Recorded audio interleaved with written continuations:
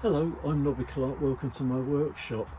I was contacted recently by a subscriber to my channel who lives in Canada, and I guess he'd seen one of my videos where I was using my rotary table on my milling machine, and he asked me how I attach the Myford chuck to the rotary table. Well, I sent him a message back. We corresponded by email and explained exactly how I did it, what the make of the rotary table was, and various other bits of information. I did suggest that to contact me if you need any further information, and I did offer to make a little YouTube video explaining how all this works, if it would be of use to him, which he contacted me back and said, well, that would be useful perhaps to him and perhaps to others on how I did it. So I'm going to bring the camera in a bit closer so I can show you in a little bit more detail how all this works. So bear with me just for a moment. Well, this is my rotary table. It's a 4-inch rotary table. I bought this quite a few years ago now, but one of the model engineering exhibitions I visited. And one of the suppliers there was a company called Warco. I guess more commonly known to anyone in the UK. I don't know that it's a company that is represented in other countries, but they are suppliers of Warco lathes and milling machines, and lots of other tooling for workshops. When I went to the exhibition, I hadn't actually planned on buying one of these. I did see them on their stand, and what attracted me was that they have adapters for these to directly attach Myford chucks to the top. So I thought, well, I'm going to get myself one of these. I thought, well, the obvious one to buy was the 4-inch, because my standard 3-jaw chuck is a 4-inch chuck. Possibly I made a mistake here, and I'll explain why a little bit later on.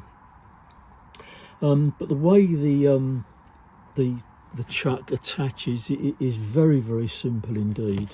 As well as the chuck, they have these adapter plates which fit onto the top of the rotary table, and they are equipped with a thread here, the standard Myford thread, so the chuck can easily be screwed onto the top. Now, while I've got this off, if you can see in the centre there, you see there's a tiny little pop mark in the centre, and I'll explain in a bit what that's all about, but this is obviously the easiest way you'll be able to see that. Now, this attaches very, very easily. There's a little registration pin here that just drops into the centre, so that positively holds it in exactly the centre position. And it's attached with two Allen-headed screws here, and they go into, I can pop one out, little T-slot nuts here. So these come with the adapter plate. You just pop one in each side. There's one here and one here. The plate just pops on. Probably have to move that one in a little bit so that they line up. I can get that lined up okay. And then just pop the little screws that come with it into here, and they just simply lock into place. Very, very easy indeed. Right, just tighten those in. So the chuck will just screw directly onto the top here. Ideal for me really, because if I was doing some machining on the lathe, and I wanted then to transfer the work onto the rotary table to carry out some other operations, I don't have to remove the workpiece from the chuck itself, so I can transfer this over to the milling machine, carry out some operations there, and if required, put the chuck back on the lathe again to do some more work. So absolutely ideal. The operation obviously of the rotary table is all quite straightforward. No point in me explaining any of that. It is all very, very straightforward.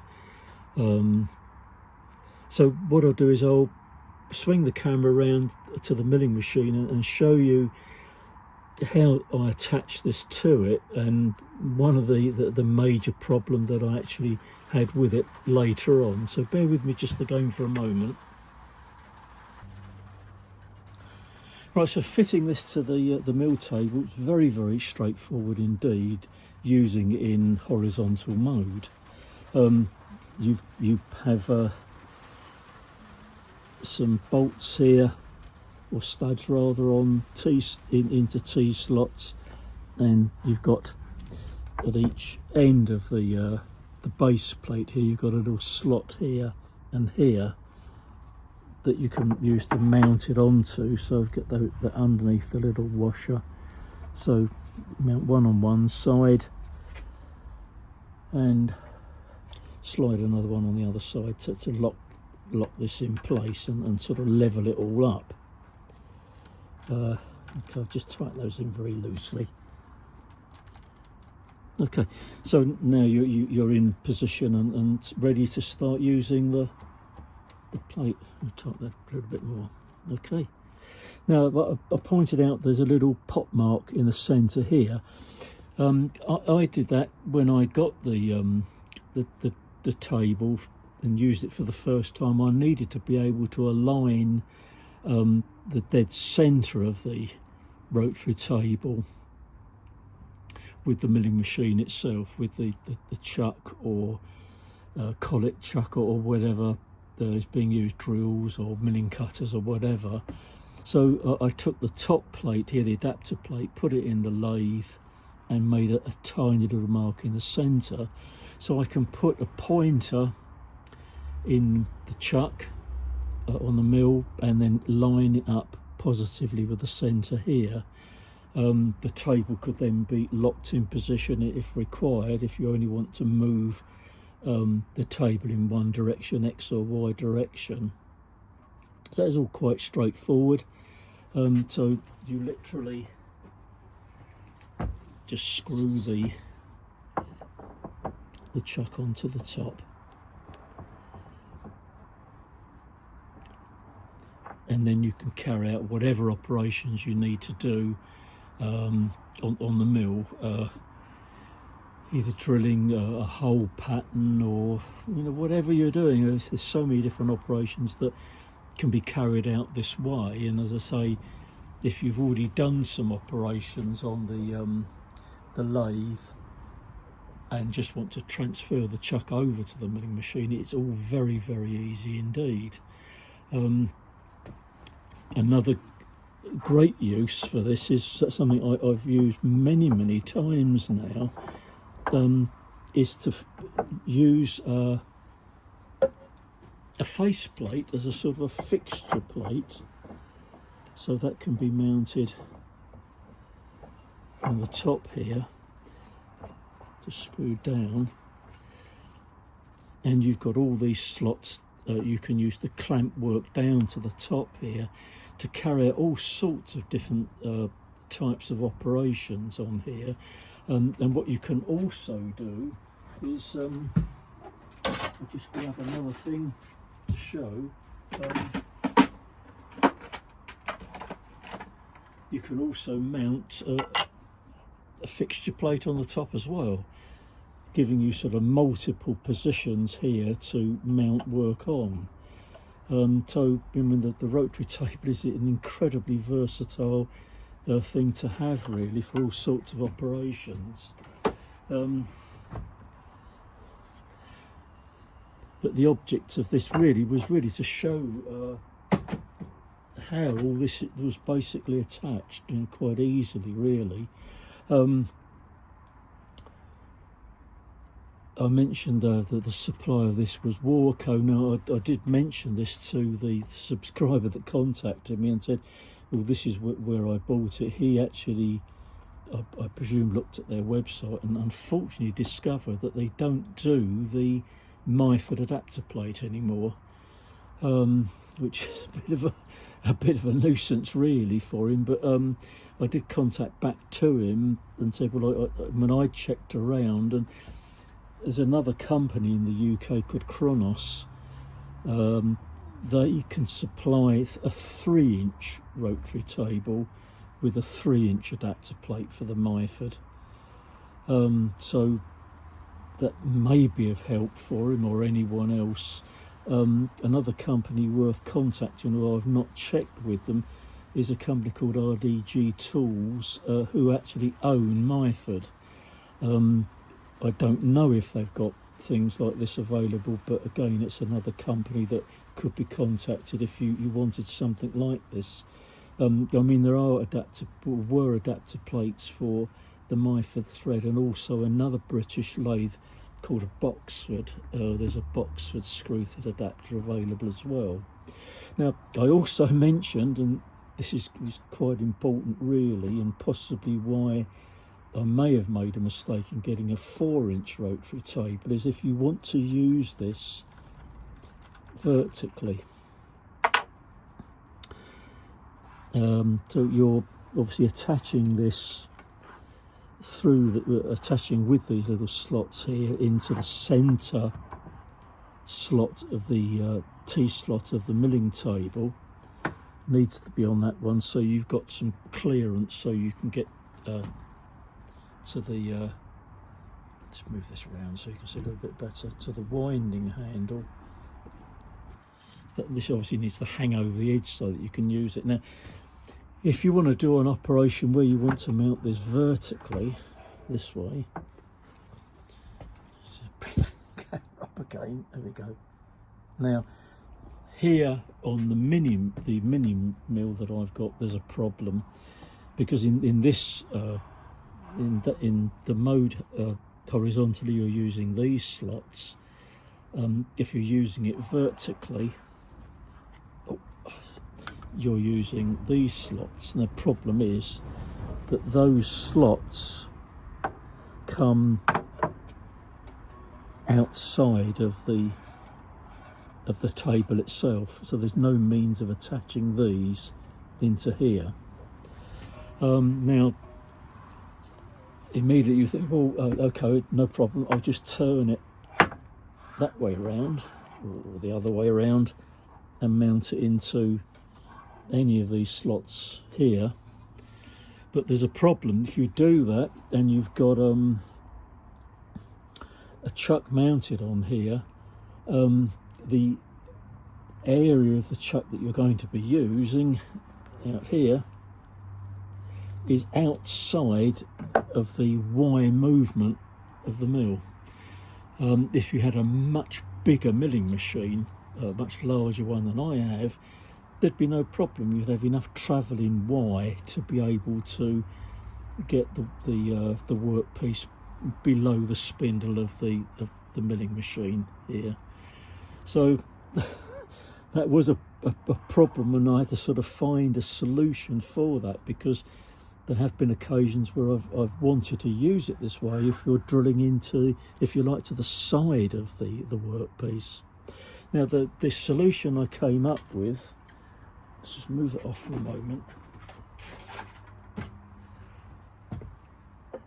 was I found this plate. I've had this plate for years. It was given to me by somebody in the workshop where I used to work. I'm not an engineer. I was doing an entirely different job to what they were doing in the workshop. But they gave me this plate with a lot of other parts to it. It was basically a sort of a set-up jig for something that they used to repair. And I just put it on one side. I mean, I've had this longer than I've had my workshop. And I thought, well, possibly one day it might come in use to me. So what I discovered, if I put this onto the table here, and I can clamp this down using, well, any type of clamps, perhaps on here, on either side or whatever, to hold this into position. this can be then dialed in to make sure it's all nice and square as well. So once that's clamped down, these holes in here were already there. They were part of whatever this fixture was, and luckily these two holes do line up with the slots here. So I drilled and tapped holes here for I think these are 8mm studs, and I can mount the rotary table on there and then bolt that down in place. And by making sort of small adjustments with either one, I can clock this in along here to get it level and move it into position so that I can get the chuck here. Oh, get the chuck into here, which of course then puts the end of the chuck centralised to the mill table, so that I can carry out some work on it that way. Now, this is possibly where I made my mistake. If I'd have bought the smaller table, the 3-inch one, I don't know for sure, but there's a likelihood is that the table obviously is going to be comparatively as small, and it may all line up with a much smaller milling machine.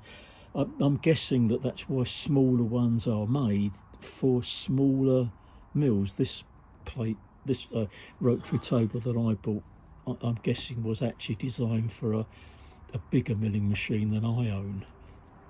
So that might have been the better option. And of course, with the 3-inch rotary table with the 3-inch adapter plate, I can still use my 4-inch chuck on it. That doesn't matter, because the centre position is going to be the same on both, basically. So possibly wouldn't have been a problem there. Well, that's the sort of explanation of how I attached this, and ultimately the question was, how did I attach the Myford chuck to it? And it's just by having this this adapter that it is the answer, basically. So with that adapter, you can then screw the Myford chuck onto the top, and that's just sort of in a working position for it. So as I hope that's been of interest and use to the guy that contacted me from Canada. I hope that shows him in better detail, probably better detail than I've ever shown in videos before. Even when I've mentioned how this is attached, and I think I've also mentioned the problems in trying to use this vertically as well in other videos. But of course that's mentioned over a number of different videos, and unless you've watched all of my past videos, you may not have really understood that completely. So this may be perhaps of interest to other people as well.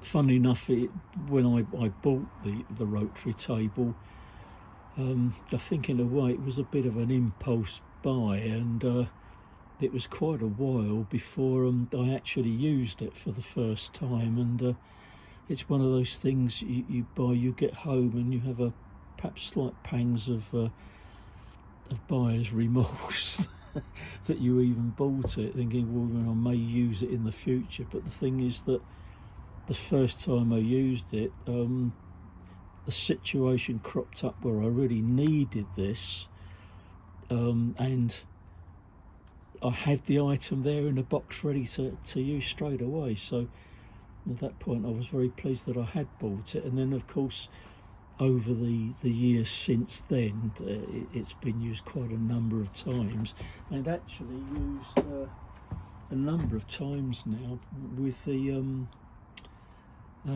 faceplate as well. It's been quite useful. Its faceplate is something that I don't use too often on the lathe, but I've probably used it more on the rotary table than the lathe actually. But there we are. Well, I hope that's of interest to someone out there anyway. So thanks very, very much for joining me in the workshop this afternoon. I managed to get myself out here today. It's fairly cold again today. It was 8 degrees when I came out there, 8 degrees centigrade. It's dropped to 7 now, so I think I'm going to pack all this away now and go back inside the house again. So that's it from me. Thanks for joining me, and I'll see you in the next one. Bye for now.